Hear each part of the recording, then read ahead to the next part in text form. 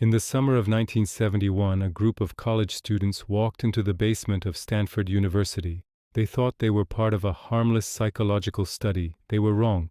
The experiment was simple on paper, a simulation of prison life to study how ordinary people respond to power and authority. Half of the volunteers were assigned to be guards. The others became prisoners. They were paid $15 a day.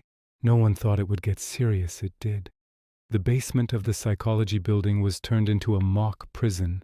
Cells built from wood and steel bars. Guards wore uniforms, mirrored sunglasses, and carried wooden batons. Prisoners wore smocks and identification numbers. Their names were taken away.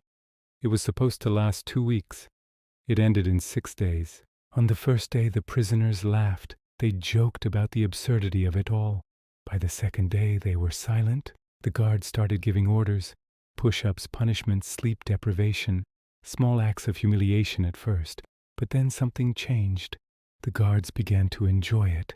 They shouted at the prisoners, forced them to clean toilets with their bare hands, made them repeat meaningless tasks until they broke down, crying. The laughter turned to fear. One prisoner tried to quit. He was locked in a dark closet instead. Others began to show signs of emotional collapse. They screamed. They begged. They forgot it was an experiment. And the man running it all watched. Dr. Philip Zimbardo, the lead psychologist, wanted to see how far it would go. He became the prison superintendent. He told himself it was for science, that what they were learning was too important to stop. When a student tried to remind him it was unethical, he defended it. He said it had to continue. By day 4, the guards were no longer acting. They were controlling, dominating. Dehumanizing prisoners stopped eating. Some whispered that they would rather die than stay another day. Their minds were fracturing. It took an outsider to end it. A young researcher named Christina Maslach visited the experiment. She was horrified by what she saw.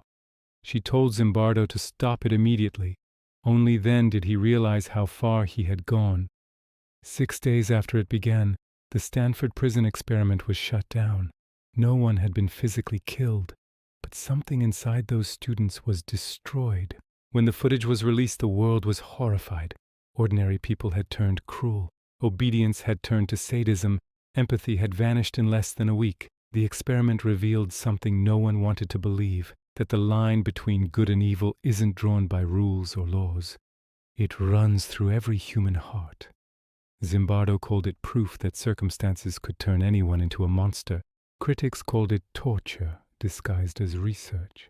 Even today, universities teach it as a warning, a reminder that ethics are fragile and that when power goes unchecked, the human mind can collapse into something unrecognizable. Decades later, some of the participants still refuse to speak about what happened in that basement. They say it changed them forever, and maybe that's the real result of the experiment. That sometimes when we study darkness, we become it.